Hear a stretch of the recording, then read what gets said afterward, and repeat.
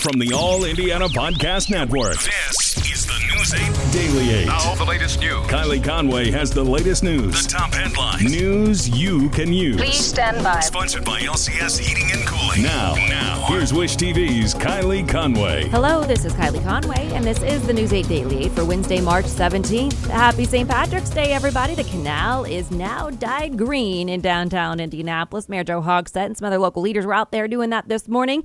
Even a warmer day. It's a great day for that. It's going to be fantastic with highs in the low to mid 60s for at least the first half of your St. Patrick's Day.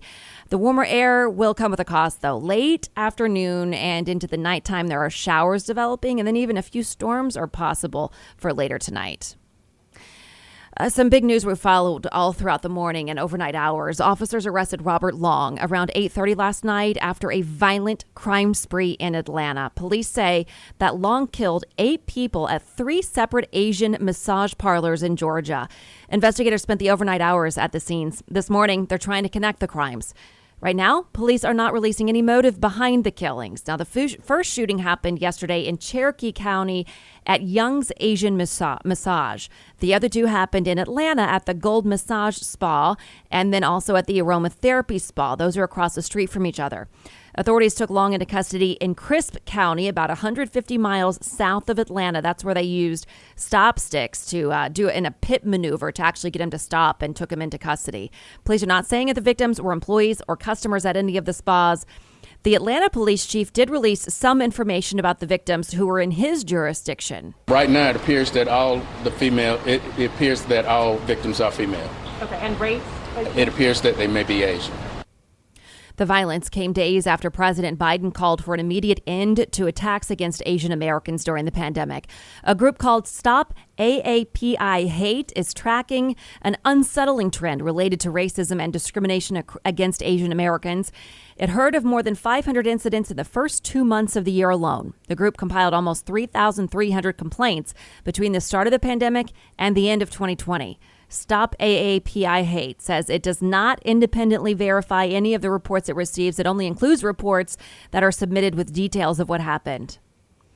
Today is the last day of practice before tip-off of the men's NCAA tournament. This morning, the NCAA and the Marion County Health Department are working to keep athletes physically and mentally healthy. Teams are nearing the end of a long series of pre-tournament precautions, starting with daily testing for a week before arriving. Then the NCAA had teams go through COVID testing when they got to Indianapolis, then quarantined in their rooms for 12 hours, then take a second test. The Marion County Health Department is handling quarantining and contact tracing. The NCAA says so far things are going well. No one's laying their guard down. No one's making any assumptions about the lack of challenges going forward. But so far, so good. That's the NCAA's VP for basketball. He says teams can use Victory Field as a place to go get away while still being isolated. Trips to Topgolf and the zoo are planned too. The Purdue Boilermakers are out of quarantine and practicing before their first round game in Indianapolis. The Boilers are trying to rebound from an overtime loss to Ohio State in the Big Ten tournament. Center Trevion Williams is calling it a wake-up call. It's definitely important, and it's definitely a positive for us. I think every team hits a wall at some point, and you got to come together and kind of figure out a way to get over that adversity. So. Even throughout our season, we got to Michigan State. We had to figure out a way, and it kind of turned our season around. So, like I said, I think every team hits a wall. It's just how you get out of it. Purdue plays North Texas Friday night at Lucas Oil Stadium, and we here at Witch TV will get you set for March Madness tonight. Sports director Anthony Calhoun and the sports team has special interviews from every angle of the tournament. Watch our all-access Indy Madness at 6:30 tonight. Fraternity parties and more are off at Ball State for now. The school is suspending all in-person social gatherings for student organizations. School leaders say some students made poor personal choices over the weekend, prompting fears of a new COVID-19 outbreak. In a letter to students, school leaders say they're investigating reports of large gatherings with no physical distancing or masks. Student organizations cannot hold off-campus events and must get permission for on-campus events. Former President Donald Trump says he is urging his supporters to get the COVID-19 vaccine. In an interview last night on Fox News, he said that the vaccine is safe and works. Trump and former First Lady Melania Trump got their shots in January before leaving the White House. New polls this week show many Republicans don't plan to get the shot, and Dr. Anthony Fauci called on Trump to speak out. I cannot imagine that if he comes out that they would not get vaccinated. It would be very helpful to the effort for that to happen. Former Presidents Carter, Clinton, Bush, and Obama are part of the It's Up to You campaign designed to encourage everyone to get the vaccine. And a group of COVID-19 survivors is teaming up online to combat the virus. They're helping doctors do research in Indiana and connecting patients to life-saving treatment. It's called Survivor Corps. It all started on Facebook a year ago, and now it's a nonprofit with more than 150,000 people involved. The group's mission is to empathize, organize, and mobilize. And now they're getting COVID-19 antibody therapies from places like Eli Lilly in Indy to people who are sick for free. Hannah Mordeau reports. They're a new kind of keyboard warrior, battling the pandemic socially distanced, but together. Survivor Corps was born out of lockdown. A virtual community of COVID-19 survivors created by Diana Barrett after she was one of the first people to get the virus in New York City. Now the website offers support, solutions, and a way to help science. We're there to bring the experts to them. We have a website, survivorcorps.com, for anything from how to sign up for studies, how to donate plasma, where to get monoclonal antibodies if you do get infected. That's the antibody therapy that helped former President Donald Trump recover from COVID-19. Now this group has teamed up with Optum Labs to get monoclonal antibodies from places like Eli Lilly in Indianapolis straight to patients. Go to .covid.org immediately, and you can get monoclonal antibodies for free. They are sitting on shelves. We need to get them into arms as soon as possible. Do not wait until you feel very sick, because then it might be too late to get them. She says you have to get the treatment within the first 10 days of testing positive for COVID-19, and it's as simple as going to gotcovid.org and seeing if you qualify. If you test positive, they'll actually send a nurse to your house to give you the treatment, and it's totally free of cost. Dr. Natalie Lambert has spent her career working to save lives as an associate research professor at the IU School of Medicine. Trying to understand what COVID-19 is to people who suffer from these long-term symptoms. Now she's using Survivor Corps' large pool of people to study COVID-19 long haulers. And the best thing about going online is that you really hear patients' stories about what they're going through. They're often willing to talk about the problems that they need solved in order to feel better. And while we all feel better that the COVID-19 vaccine is getting into more arms, this group says there's still a long road for survivors. Fantastic that the vaccine is rolling out, but we have to remember that there are thousands of people who have these long-term COVID health impacts who are not getting better, and we have to take care of them. Again, that was Hannah Mordeau reporting. A grieving mother is calling for justice. Her son was one of the victims of the quadruple homicide in Indianapolis over the weekend. Police say Malik Halfacre admitted to killing 4 people inside a home on Randolph Street over stimulus money. According to the probable cause affidavit, Halfacre shot 5 people, took the money and his 6-month-old daughter, then dropped the girl at his sister's house. Investigators believe he then planned to leave town. Vanetta Whitley is the mother of Anthony Johnson, one of the victims. But our family is massive. But it doesn't matter how many of us left. It's those that have been ripped from us. You know, it's sense of killing.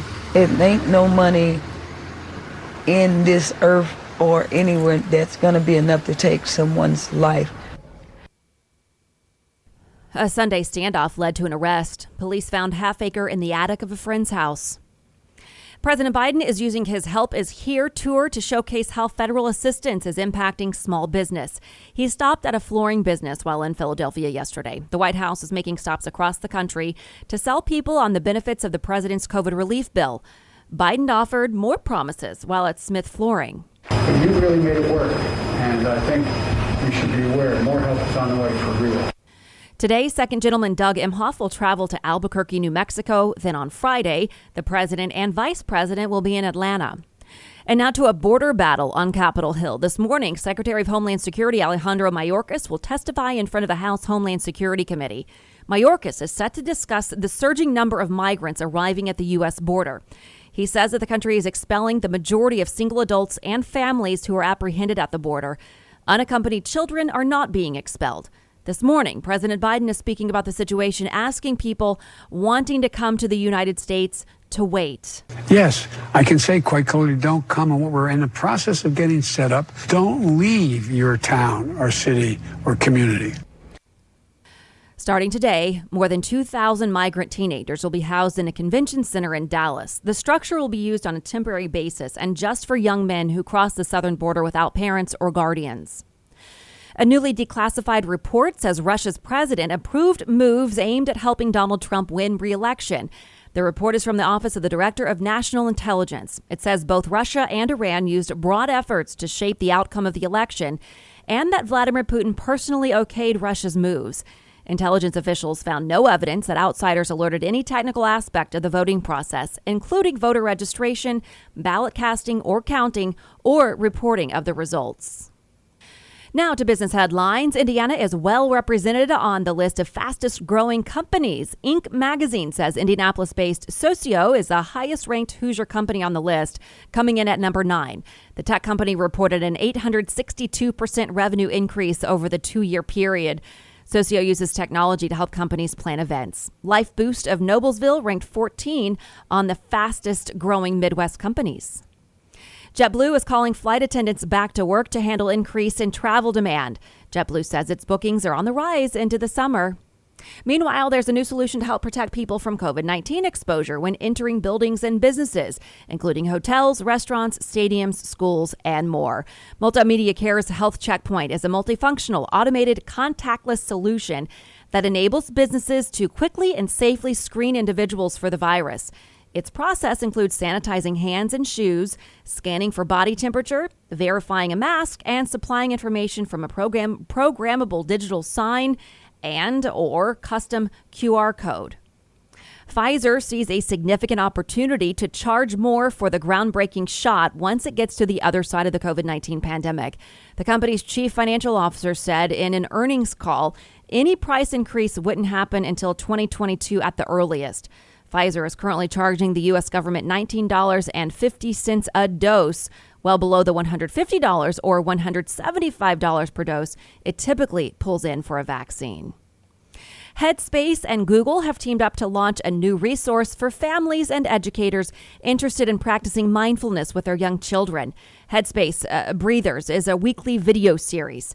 The videos hope to address the added stress of digital learning, social distancing, and increased screen time at home. And now to the Colts right now. Quarterback Jacoby Brissett will officially sign with the Miami Dolphins when free agency opens this afternoon at 4. That's according to reporting from ESPN, saying that Brissett will ink a 1-year deal that will likely keep him as a backup. He spent 3 seasons with the Colts, starting in 2017 when Andrew Luck was hurt, and again in 2019 when Luck unexpectedly retired. Colts cornerback Kenny Moore tweeted after the news saying, "Shout out Jacoby, that's forever big, bro. It's deeper than ball." You can have breakfast with a bunny to celebrate Easter. Conner Prairie is hosting families for breakfast, cookie decorating, tubing hill, and pictures with the bunny. There are 5 different times available on April 3rd. Tickets are about $20 for adults and $16 for kids. Conner Prairie will separate families at their own tables to adhere to that social distancing. This has been your News 8 Daily 8 for Wish TV. I'm Kylie Conway, online at wishtv.com, and follow us on Facebook when you search Wish TV. The News 8 Daily 8 is sponsored by LCS Heating and Cooling. Be sure to like and subscribe to this podcast. The News 8 Daily 8 with Kylie Conway. And be sure to discover even more great podcasts now at allindianapodcastnetwork.com.